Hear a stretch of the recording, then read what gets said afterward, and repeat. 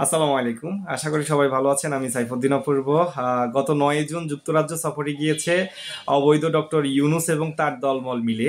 তথাকথিত রাষ্ট্রীয় সফরে গেলেও যুক্তরাজ্যের রাষ্ট্রীয় কেউ তাদেরকে রিসিভ করতে আসেনি, এমনকি যুক্তরাজ্যের একজন সাংবাদিক পর্যন্ত আসেনি। তো ইউনুসকে রিসিভ করতে কে আসছে? বাংলাদেশ অ্যাম্বাসি থেকে কিছু লোক তাকে রিসিভ করতে গিয়েছে। তো ডক্টর ইউনুস যে অপমানিত হয়েছেন, এটা তিনি সারা জীবনেও ভুলতে পারবেন না। তো তিনি অনেক লবিং করে অনেকের হাতে পায়ে ধরেও তিনি যুক্তরাজ্যের প্রধানমন্ত্রীর সাথে একটু সাক্ষাৎ করতে পারেননি। যুক্তরাজ্যের প্রধানমন্ত্রী তার সাথে সাক্ষাৎ করতে অস্বীকৃতি জানিয়েছেন। এমনকি ক্ষমতাচ্যুত আওয়ামী লীগের সিলেটের মেয়র আনোয়ার ভাইয়ের সাথে কিছুদিন পূর্বে যুক্তরাজ্যের প্রধানমন্ত্রী সাক্ষাৎ করেছেন, কিন্তু বাংলাদেশের ক্ষমতায় শীর্ষে বসে থাকা ইউনূসের সাথে যুক্তরাজ্যের প্রধানমন্ত্রী সাক্ষাৎ করতে অস্বীকৃতি জানিয়েছে। কারণ কি জানেন? এই ইউনূসের মুখোশ আন্তর্জাতিক দরবারে খুলে গিয়েছে। এমনকি সে যে ষড়যন্ত্রের মাধ্যমে ক্ষমতা জবরদখল করেছে, এটা এখন সবার কাছে স্পষ্ট। আর সেজন্য তাকে এখন কেউ ক্ষমতায় দেখতে চায় না। এমনকি তিনি কিছুদিন আগে ফ্রান্স সফরে ইমানুয়েল ম্যাক্রোর সাথেও কিন্তু একটা বৈঠক করতে চেয়েছেন। তিনিও ডক্টর ইউনূসের সাথে সাক্ষাৎ করতে অস্বীকৃতি জানিয়েছেন। তো সারা পৃথিবী থেকে সে এখন খালি হাতে ফিরছেন। তো তিনি যুক্তরাজ্যে গিয়ে একটা ব্যয়বহুল হোটেলে উঠেছেন, যেখানে প্রায় 4 দিনে 3.5 কোটি টাকার মতো ব্যয় হয়েছে।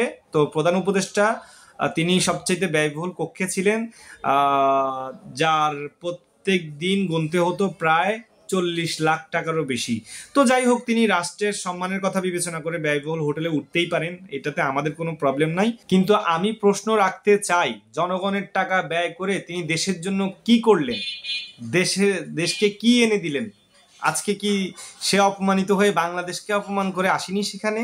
তো তিনি এখন মিডিয়াতে প্রচার করছেন তিনি পুরস্কারের জন্য গিয়েছেন। তো এই মিথ্যাচার করে আর কতদিন চলবে? অথচ পুরস্কারের লিস্টে তার কোনো নাম নেই।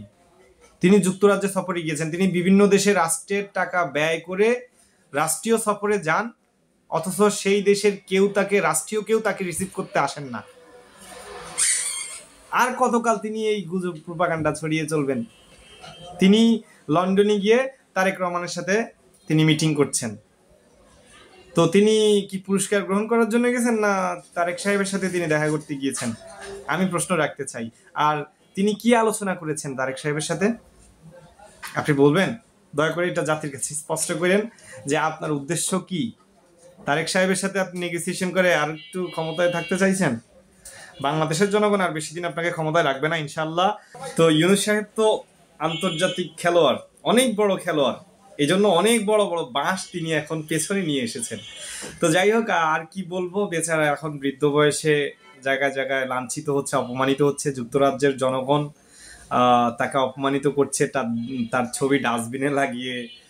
আসলে তারাই তো শেখ হাসিনার প্রতিকৃতি তৈরি করে অপমানিত করার চেষ্টা করেছে। তো শুধু দেশে নয়, আজকে তাদেরকে দেশে বিদেশে আল্লাহ সব জায়গায় অপমানিত করছে। তো এটা তাদের কর্মফল। তো ডক্টর ইউনূস সাহেবকে বলবো, ভাই আর বেশি খেলাধুলা করেন না, এত বেশি খেলতে গেলে পরে আপনার পেছনে বাঁশ আরো বড় বড় নিতে হবে। অনেক কথা বলে ফেলেছি। সবাই ভালো থাকবেন। জয় বাংলা, জয় বঙ্গবন্ধু।